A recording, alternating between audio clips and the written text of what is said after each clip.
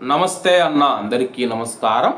ప్రపంచ దేశాలకు సాధ్యం కానిది భారతదేశం అయితే చేసి చూపిస్తూ ఉందన్నమాట. అలాగే గత వారం 10 రోజుల క్రిందట మనం చూసుకుంటే భారతదేశ నౌకలు ఈ హార్ముజ్ జలసంధిని దాటితే వాటికి రక్షణగా యుద్ధ నౌకలు అయితే వెళ్ళాయన్నమాట. ప్రస్తుతం ఆ యొక్క యుద్ధ నౌకలను మళ్ళీ పంపించాలని చెప్పి భారత ప్రధాని నరేంద్ర మోడీ గారు ఆలోచిస్తూ ఉన్నారన్నమాట. ప్రస్తుతం మనం చూసుకుంటే కానీ హార్ముజ్ జలసంధిని ఓపెన్ చేసేసి హార్ముజ్ జలసంధిని క్రాస్ చేస్తూ ఉన్న భారత నౌకలపైన మనం చూసుకుంటే ఇరాన్ దాడులు చేసిన విషయం అందరికీ తెలిసిందే. ఈ దాడులు చేసిన తర్వాత భారతదేశం ప్రజలు ఇరాన్ పైన మండిపడుతూ తీవ్రమైన ఆగ్రహం వ్యక్తం చేస్తూ ఉన్నారు. మీకు అవసరమైన బియ్యం, నిత్యావసర సరుకులు, మందులు, అన్ని రకాల వస్తువులు మీ దేశానికి మేము ఎగుమతి చేస్తూ ఉన్నాము.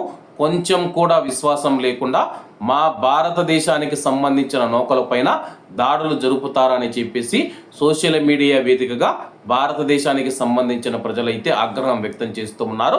ఇక్కడ ముఖ్యమైన విషయం ఏంటంటే కానీ ఇరాన్కు సపోర్ట్ చేస్తూ ఉన్న కొంతమంది భారతీయులు ఎవరైతే ఉన్నారో ఇరాన్ గొప్పది అలాగే అలా అని చెప్పేసి ఎలా అంటే ఇరాన్ పొగిడేశారనమాట.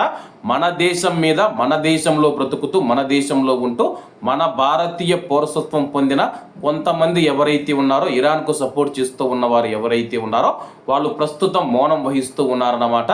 ఇంతవరకు మనం చూసుకుంటే కానీ ఇరాన్ పేల్చేస్తుంది, తాటేస్తుంది అని చెప్పేసి ఇరాన్ పొగిడి అలసిపోయారో ఏమో తెలియదు. కానీ భారతదేశం మీద దాడి జరిగిన తర్వాత వాళ్ళు నిజమైన భారతీయులైతే దాన్ని ఖండించాల్సి ఉంటుంది.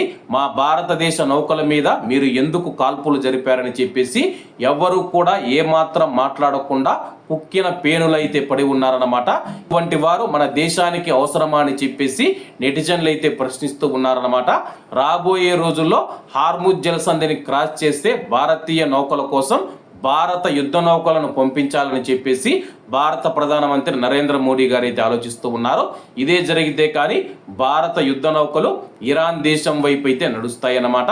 కాబట్టి అందరూ బాగుండాలి, అందులో మనం ఉండాలి. అందరికీ నమస్తే అన్న, జై హింద్.